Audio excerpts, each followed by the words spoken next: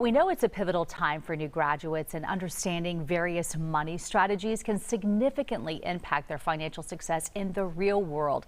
This morning, I'm joined by Harry Abrahamsen, founder and CEO of Abrahamsen Financial Group, here with money-saving advice for grads. I hope they're taking notes.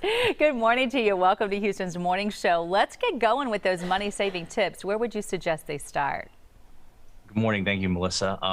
Well, look, it's a new chapter in their life. Understanding money strategies is really important, and building up short-term liquidity is really just as important as well. And managing debt from a cash flow standpoint, it's important to have that, saving habit and stick to it, and not necessarily worry about just a rate of return. Well, I know especially when you're fresh out of college, retirement is the last thing on your mind, and you might not even be thinking about saving that far in advance for retirement. But how much do you want these young grads to put that in the front of their minds and really be thinking about perhaps starting a retirement account? Well, it's important, obviously, to put money away and be responsible, but it's also important to understand maybe like where you're putting your money. If you put money into certain things, it may be your 401k.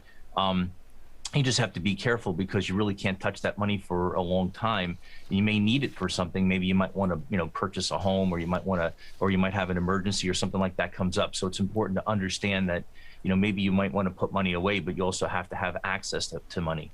Now, a lot of times employers will help you out no matter what age you are, even fresh out of college. How much would you want them to truly consider that 401k match? And is it worth it that early on in life? Well, look, a match is a good thing, and I think that if they have the ability to take advantage of it, that's great. But they also have to kind of weigh up where they are in life. Do they want to maybe, buy a home? Do they have proper liquidity? So, of course, if they have that ability to get access to a match, take advantage of it. But also maybe they may want to delay that just for a couple of years to get themselves on their feet, or maybe, find a place to live, or purchase a home or a condo. As someone graduates from college and they really start to take hold of their own money and decide how they're going to distribute that throughout, not only maybe in this time, but throughout their life, do you have a percentage or a suggestion for them on how much to spend, how much to save, how much to give to others and to charities? Yeah, well, I mean, just from a general rule, if you want to save money, a good idea, the old adage of 10% really no longer works. If you really want to put money away for the future, I would suggest 15%. And the reason why is because there's a lot of wealth eroding factors that erode your money over time, not just taxes and inflation.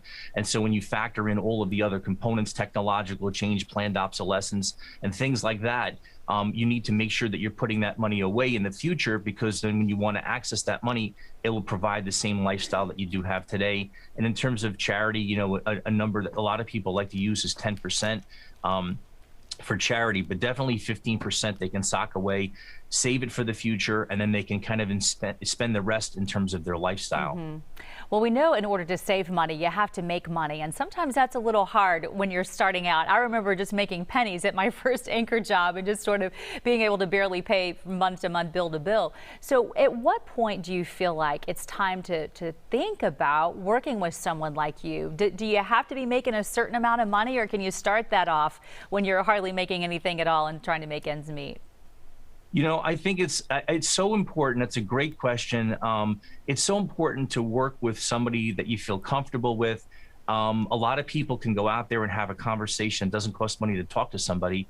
And I think it's important to do that. I have a lot of people that are retiring or have retired, and I'm now speaking to their children about just some planning and some strategies that they can implement that will have a tremendous impact on their future. So people should go out and speak to people, educate themselves, and and learn.